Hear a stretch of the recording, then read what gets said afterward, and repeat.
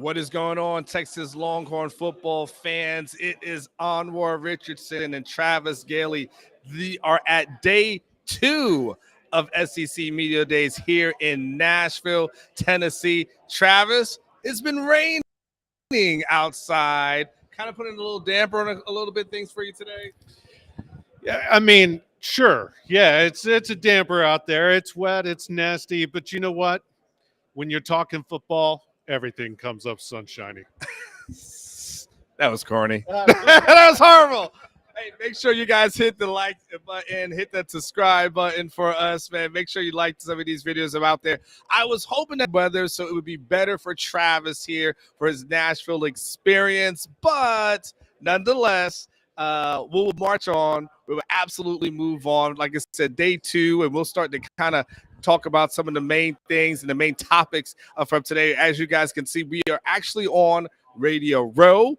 We were able to finesse ourselves and finesse away into getting a table. This is what happens when I do 30-minute interviews with people. They feel the need to repay Travis. So we're able to be back here, and there's a lot of activity that's going on behind us. So ignore all that. We are literally on Radio Row, but we have stolen someone's table. Travis, we're going to talk a little bit. Obviously, the main headliner about today is going to be Georgia and Kirby Smart. I just want to know before we get into that, and that was going to be the main topic. Is there any other things that kind of stood out to you about today? Any other experiences for you? Yeah, all right. I mean, I've got a couple of things that really stood out to me. Let's go football related real quick. Hugh Freeze was up. I almost said with Mississippi, but he's no longer with Ole Miss. Mm-hmm. Hugh Freeze, now with Auburn, was up, and he was talking offense. So Hugh Freeze has run the same offense for years and years and years. And he let us know to run the same offense. But what I found very interesting is he's changed all of the terminology in his offense. Mm-hmm. He said he's had too many assistants who know that terminology and are now coaching elsewhere. And when he was at Liberty, he went and visited a bunch of coaches and talked about his offense and his terminology, including, Alabama. So guys down the road know what I'm doing every time I go out. So he's keeping the offense, but he's completely changing up the terminology. I found that interesting. I also found it interesting, by the way. I don't know if you saw my tweet on where he was talking about when things are going bad for him at halftime. Oh, yeah. He makes his offensive coordinator, his offensive line coach, go in and change all of his clothes in order to just change things up. You think that's going to catch on at UT? The biggest question that he can answer as relates to that was underwear. And then there was the question like, well, that makes sense. However, none of us actually want to know the answer to that one. No, he can keep the drawers on the floor for all I care. Let me really quickly highlight also, I wanted to mention Clark Lee, the Vanderbilt coach, because SEC Media Days without talking Vanderbilt, right? The number one headline. Several reporters have been asking about the hazing scandal going on at Northwestern. It's a topic du jour in college football, and I think Clark Lee had perhaps the best answer that I've heard yet on this when he came out and he said, look, quote, there's no brotherhood I know of that starts with a level of abuse in the locker room. I mean, it's just that simple. You cannot have a team cohesiveness when you're dividing a team and allowing hazing to go on. And I talk about this in my column, hint, hint, on Orangebloods.com. If you're not a member, sign up because it's going to be a banger tomorrow. But you've really got to be able to, if this was allowed to foster at Northwestern, and it's refreshing to see coaches take an analytical, not an analytical, but a thoughtful approach to what should be a coming together, a bonding, and not a dividing. We should be way past having to talk about hazing. It's 2023, and yet it's still there. So that's one thing that stood out to me. And the final thing that stood out to me beyond Kirby Smart is Georgia related, and it's Brock Bowers, who was joked about how quiet he is, and he was. It was hard to get 2 sentences out of the guy the entire time he was up there talking, and he was surrounded by the media. The guy's an incredible talent on the field, but he needs to step up his media game before he becomes a first-round draft pick. Omar. Yeah, so I'll go to the hazing thing because that's been a topic all off season. Whether I've been in Destin, that's come up. That's come up in the Big 12 media days, and of course, like now here, I do agree with you. At some point, we're no longer boys will be boys. It's men have to act like men. That you can't be doing these kind of things like that. Those things have to be addressed. You just can't have it like the days of tying someone to the goalpost are over. Like when you know better, you do better. And so you see that, and that's been a topic. And a lot of coaches have tried to make sure that these things get addressed because one is bad for the locker room, two is bad for your finances because you're going to get sued. Like the school's going to get sued, the university's going to get sued. So it's all bad from there. I feel like hazing and gambling and NIL has been the thing that no matter which one of these things that I go to, that seems to be the constant topic, the constant thing that keeps continuing to go up. And so I totally agree with you as relates to that. And then, of course, an interesting thing, Georgia is kind of the headliner. And it's really interesting because, it's people that ask, well, why are you guys there? Why are you guys even there? But it's like, well, we're going to be here. I mean, there's a lot of Texas reporters out there. We just saw John Bianco. So he's here. So we had Chris Del Conte. He was at the spring meeting. So, everyone's kind of from Texas side is kind of dipping their toe in the water. And so you have to pay attention to programs that Texas is going to face, and Georgia is going to be one of those. And Georgia is kind of, and I say kind of, Georgia is the gold standard right now. Easily. And they are the gold standard. They're what everybody else is chasing. They're what Alabama used to be a few years ago. Undefeated last season, 14-1 the year before, back-to-back national champions, and now going for a third. I thought Kirby Smart said a couple of interesting things that, from a Texas side, I felt like you can kind of say, this makes a little bit of sense. But again, I don't want to put words in your mouth. I'll come back to me. What stood out to you about what Kirby Smart said, the team that Texas is going to face in 2024? Well, and I don't want to steal your thunder, so steal it. But he talked about two different things that for me that I heard that were important. One, he talked about having to battle complacency. And look, he's a coach, which means he's going to throw out cliches. And there are plenty of cliches about what he does to combat complacency that every coach, and I mean every coach from a 1-11 team to Kirby Smart, who just won 2 national titles back-to-back, talks about. But he was saying if you're going to get the three-peat, you have to battle every single day like it's new.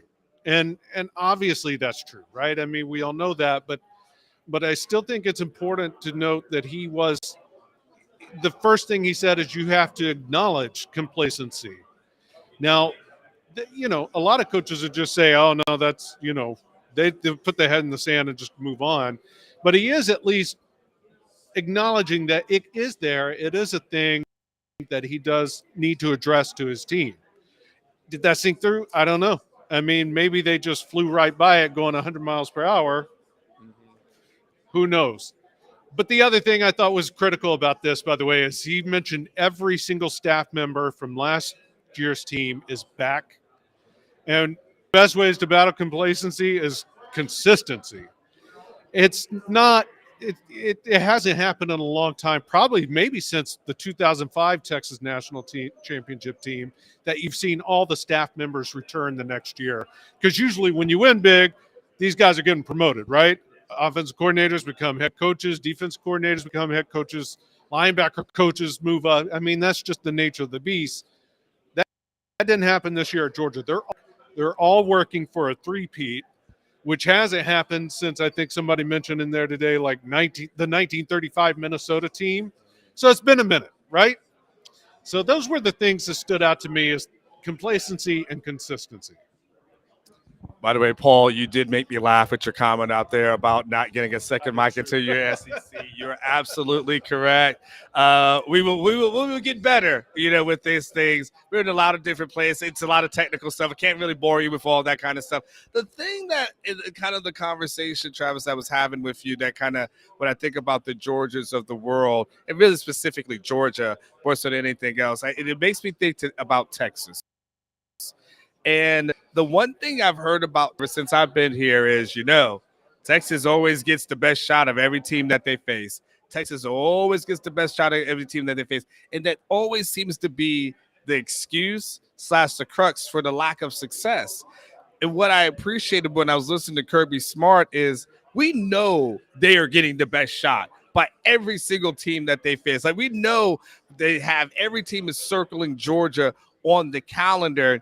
And for him to say, like, yeah, we can't rest on what happened last season. This year's a whole entirely new year. We can't get complacent with the success that we've had. Like we have to keep moving and keep pushing forward. It was a little, I'll be honest with you, it was refreshing. Yeah. Because I'm so used to hearing the excuses of why things are so hard to win. And it was good. We know we've had success. And that's why, we need to do these kind of things. Like, I feel like when I hear Texas players talk, they're like, well, we're going to get each other's best shot. Well, yes, duh. You came to the University of Texas. That's what's going to happen. You're going to give us what's happening. He didn't say winning is hard? He did not, because I think Tom Herman had trademarked that and didn't want to pay the penalty for that one. So, no, he didn't do that. And so being able to see teams that are successful, and this is what I think Texas fans you'll have to get used to in the SEC is that teams that win year in and year out, that 9 to 10 win team, 11 win team, they explain to you why they succeed, and you've got to be able to hear that as opposed to you get tuned out because it's Oklahoma, right? Who cares, right? It's Oklahoma, so and then you don't care about the other ones. But these teams that are bona fide, certified, the Kirby Smarts of the world, the Nick Sabans of the world, to a certain degree, now Lane Kiffin, when they're able to say we have success, we maintain it. Now, this is what I want to hear Texas start to say going forward. But they can only do that when they start winning. Yeah. And that's something that we haven't seen yet. It's one thing for Kirby Smart to say it because he's got 2 rings on his finger. He's got 4 going back to his assistant days at Alabama, right? I mean, Sark and the Texas boys have to prove it on the field, and they haven't done that yet. And there was another comment in the chat about, yeah, they've got 2 tough games on their schedule, UGA that is. And that's something you and I talked about in there when the schedule flashed up too. There's at least 4 wins in there that are automatic W's today. You could just pencil them. You don't even not even pencil. Put them in ink, W's, right? I mean, you're already building up confidence. You're already building up your resume. You're already doing everything when you've got that kind of schedule. Texas' schedule is a little tougher than that. I'm not saying, I know there's difference between the SEC and the Big 12, but Texas is going on the road to Bama, right? Mm-hmm. They had Bama home last year. They've had LSU. They've had, and I know this is one of the things you've talked about for years. They need an easier schedule to get to 3-0, right? Yes. When was the last time they were 3-0? I believe it was 2011, I believe, somewhere around there, maybe 2012. Texas A&M was still in the league when that happened.